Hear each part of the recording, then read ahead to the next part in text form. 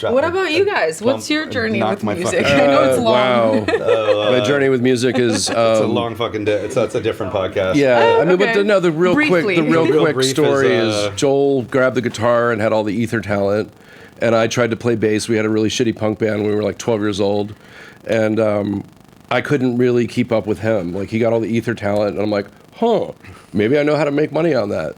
That's not really what I thought. I thought, how do I contribute? And we were part of a thriving punk rock scene in the Philadelphia area, punk rock and hardcore. What year is that? This is 1988. 1988, yeah, late 80s. We were like 12 years old. And so we started signing, bands, which wasn't really, a contract. We had a high five and a handshake, and it was often, if you don't want to, yeah, it's a deal. But it was, it was really like, it was very fluid because we were, into hardcore, and we had an ethos, and we're like, we don't really need to do a contract. We did 50-50 splits with everybody, so we were creating 7-inch vinyl.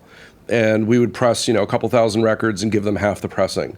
So they could go sell it for $3 or $5 or whatever they really wanted to sell it for, while touring or playing shows or whatever, and that's how they got compensated. And we distribute the rest into the stores and sell them via fanzines and mail order and whatnot. Yeah, it became a business. We never intended... Smart. Yeah, it was a fun little hobby that rolled into Jason's real career. Yeah, no, I mean, so what ended up happening, long story short, is until 1994, through 94, 93...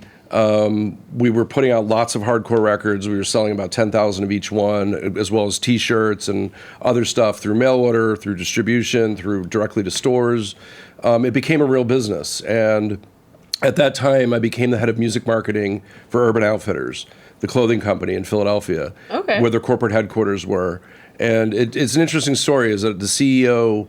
the corporate offices were above one of the stores, and I was dating one of the people who worked in as a men's fit buyer. So I was a perfect medium. So they would have me come in and try clothes on. So you're a fit model. I was a fit model, yeah, exactly. Nice.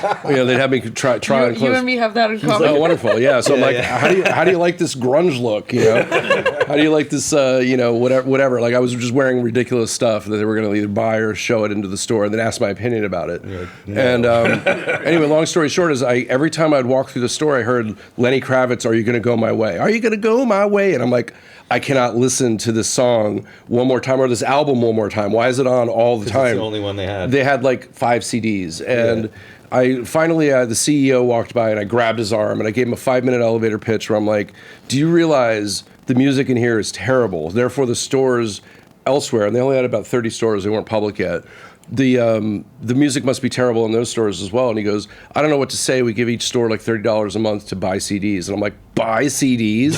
Why would you buy CDs? And I'm like, that's insane. I'm like, the same people who buy your clothing are buying music, buying concert tickets, are music fans. They're not just into fashion and jeans and shit.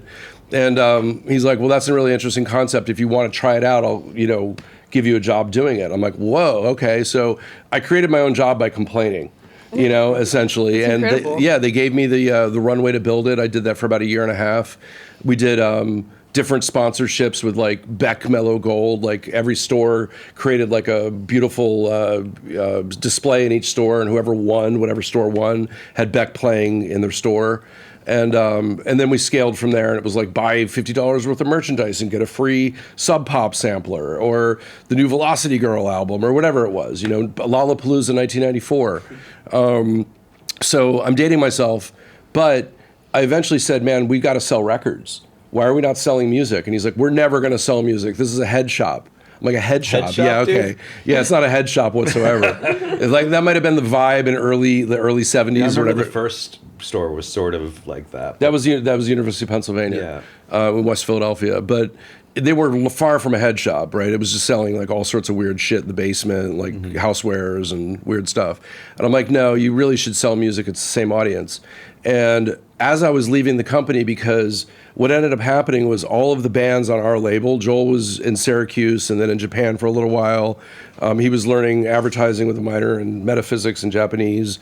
I was pre-med and I hate blood.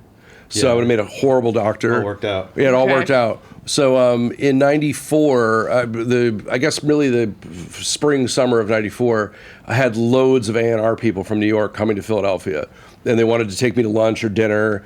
And I was very up front. I'm like, I don't have contracts with any of these people. And they're like, oh, really? Like, check. Yeah, you know, totally. get the check, and then they go around me and talk to the artist directly. The thing is that when you're in a hardcore band or a punk rock band in high school, half of them want to be doctors and lawyers. You know, the other half maybe not. They're just scumbags. But they just don't want to bark. Yeah, they just don't want to like do it. And there was a lot of thing about indie credibility at the time, and I'm not signing to a major and all this shit. And so none of our acts got signed. You know, none of them did. And it wasn't because I was standing in the way. I was like, go ahead. But none of them could make a deal. And in the end, the labels came back to me and said, well, why don't you work for us? So I was offered a job at Geffen Records, and I was offered a job at Columbia Records. And I met one of my mentors, David Kahn, who's an incredible producer, produced all the Fishbone records that I liked, the Bangles, like just incredible, incredible guy. And I went to New York. I didn't even know it was a job interview. I'm not sure it was a job interview. And I met with him for 3 hours. And we talked about everything from like ambient music to like Bobby Brown and the JB Horns and punk rock. And just like, I met my musical match. I met somebody who knew more than me, and I was like 19 or 20. I just turned 20. And I ended up quitting Urban Outfitters because every time I stayed home from work, you know, I actually made more money because we were fulfilling mail order. I was chasing down receipts, you know, receivables from distributors on records that they had sold.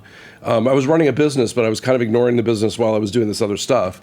So I was sitting in a windowsill of a loft that we had in Philadelphia where we ran our company from, drinking coffee and watching cars go over the Ben Franklin Bridge, and the phone rang. And I'd already been offered a job at Geffen, and Geffen was the shit at the time. They had Nirvana, Guns N' Roses, Sonic Youth, you know, a lot of stuff that I really cared about. But Columbia Records had like this amazing catalog of like, you know, Bob Dylan and Barbra Streisand and just like Miles Davis and The Clash, just like all this shit that I really cared about for like 100 years. And I went to New York. I met with David for 3 hours. He called me while I was sitting in the windowsill, and he's like, hey, man, I'm in San Francisco. I got like 5 minutes. Will you come work for me? And I'm like, yeah, I will. And I made that decision immediately. Before I knew it, I was living in New York and above a falafel place on McDougal Street. It was fucking horrible. Yeah. Yeah, it was terrible. It smelled like shawarma. Yeah. Smelled like shawarma all the time. There were roaches everywhere. And I went to summer. It was awful. It was terrible. We like raved a lot, so it was like we'd come home collapsing from a rave and shawarma coming up. It was a falafel. It was disgusting. Yeah. No, it wasn't good. Mamoon's was across the street, which was the shit. Yeah. But this was like some sketchy, you know, fly-by-night place. It's now a gift shop. So I'm like, wow. I like walk by there. I'm like, I can't believe I lived here. Yeah. So I lived there for a year, and then a year later, we rented a loft in Chelsea, which was about 5,000 square feet. We built 7 bedrooms, 2 bathrooms, a kitchen, and we all lived together, and it was an exercise in communism.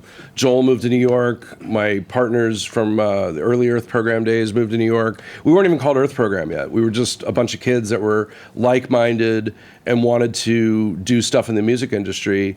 Whether we didn't know what it was, we were just doing everything at the time. We were throwing parties. We had our labels. We started a music publishing company. Lots of design. Lots of graphic design for the rave scene at the time. We ended up publishing a book in 2000 on the history of the rave scene called Searching for the Perfect Beat, which is on Amazon if you want to check that out. Okay. And in the end, I never chose the music business. The music business chose me. So it was a calling. It essentially was, because I would have made a terrible doctor, as I said. Yeah, dude. I don't know what fainted the hell at blood draws. You would have like injected somebody and fainted. Yeah, no, I would have had nurses doing it.